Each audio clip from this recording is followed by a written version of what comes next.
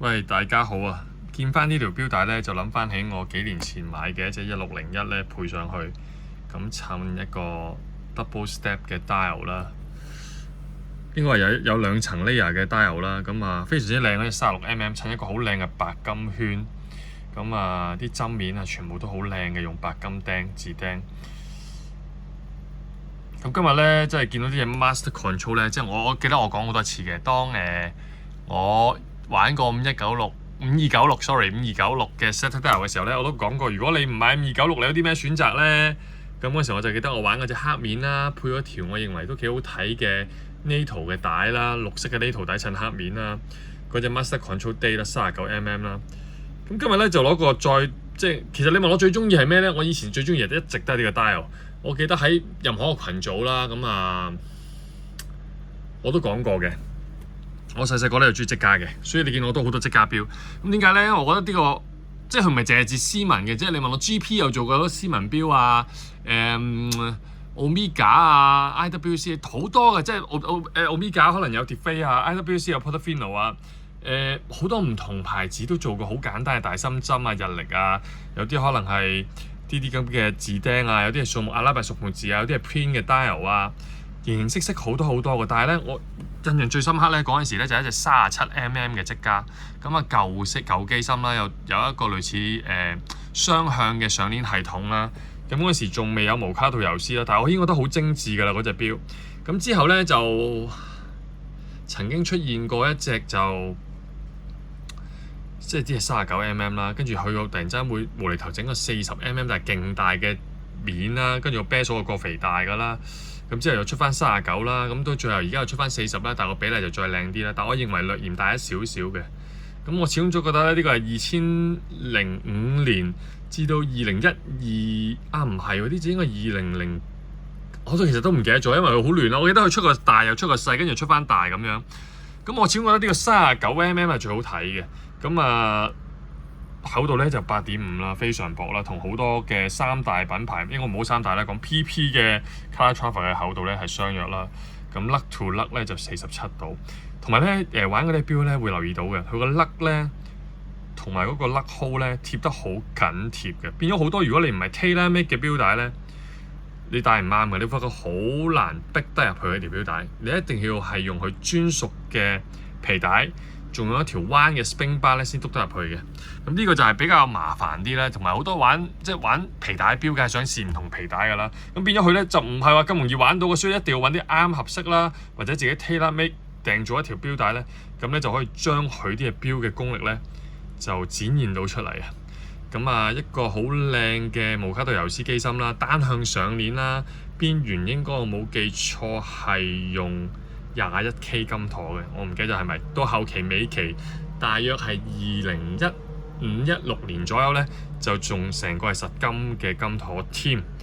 咁啊冇乜投訴嘅，其實呢啲錶我到而家我唔覺得佢係有勾過啦，啲嘢錶真係冇勾過。無論係嗰啲字釘嘅比例啊、時分針嘅長短啊、一支燒藍鋼嘅秒針啊、日曆框嗰個位咧，咁所有嘢咧都無不顯示到咧，積家咧雖然作為名錶工場啊，但係佢嘅製造錶嘅實力咧、功力咧，冇講實力嘅功力啊，係唔係一般咧鐘錶廠可以比擬嘅。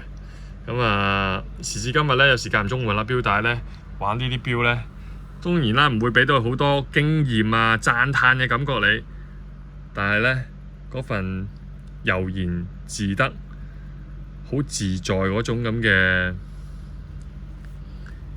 設計同埋佢嘅張力咧，係完完全全咧係展現到喺啲嘅手錶度嘅。咁啊，冇經過時間洗禮咧，係勾咗嘅。因為無論機芯啦，你見到好多名錶都用積家嘅機芯啦。咁啊，到而家頭先我幫佢上翻鏈令佢運轉嘅時候，無論係校日曆啊、校時分針啊、拍翻入去啊，都真係冇嘢講嘅。即係玩過積家嘅機芯就知㗎啦，上鏈絲咁滑，大三針我講緊絲咁滑，日曆哇幾咁暢快啊，同勞力士一樣，嚓一聲，完全冇上下移動嘅。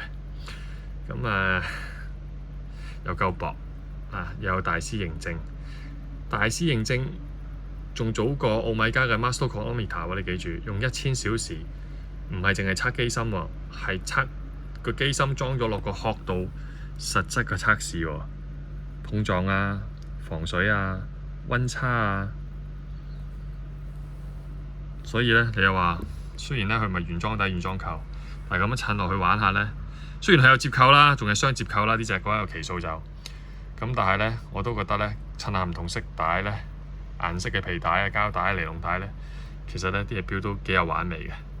黑面咧就進入啲，銀面盤咧就優雅啲。好簡單啦，唔需要寫下邊嗰啲咩幾多小時動力儲存啊、automatic 啊、黑唔黑 bit 啊嗰啲。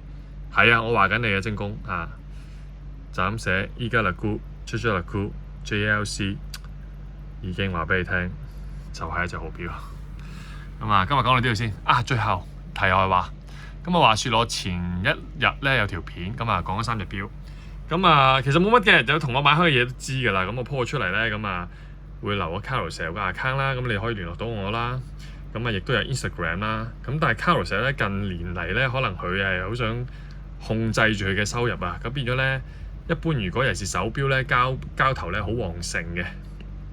咁變咗咧，如果你係唔係商業嘅用戶做生意嘅話咧，你冇俾錢俾 Carousell 咧，其實咧就未能夠咧所有嘅有興趣嘅買家都一一回覆嘅。咁冇辦法嘅，因為我好簡單，我動態收藏就係想賣走隻錶啦。咁跟住剩翻落嚟嘅錢又可以換個另外一隻心頭好玩啦。咁但係如果可能有同一時間，譬如好似我諗下今次3隻錶咧，其實好多隻都好受歡迎嘅，尤其是隻 VC 同埋隻 Grand Seiko 係出乎意料地多 PM，Omega 不嬲都多，唔意外嘅。Grand Seiko 又多 ，VC 就更多。咁當然啦，可能比市價平咗一橛啦，近平咗1萬蚊啦，仲要有條皮帶加鋼帶俾你玩啦。咁咧好多詢問嘅時候咧，咁你就會選擇究竟係邊個先呢？咁首先你係咪第一個、第二個一定係一個考量啦。其次係你議價係咪易好多呢？或者你淨係話嚟有興趣可以喺邊度睇下先呢？咁亦都係一個考量嚟嘅。咁但係好坦白講，呢3隻錶咧全部係1個鐘頭內，唔係誇張，真係1個鐘頭內咧就已經 confirm 咗所有銷售啦，同埋係24小時內已經完全交收完成啦。咁變咗我明白嘅，有時我啲錶可能狀態 OK 啦，價錢亦都合理啦。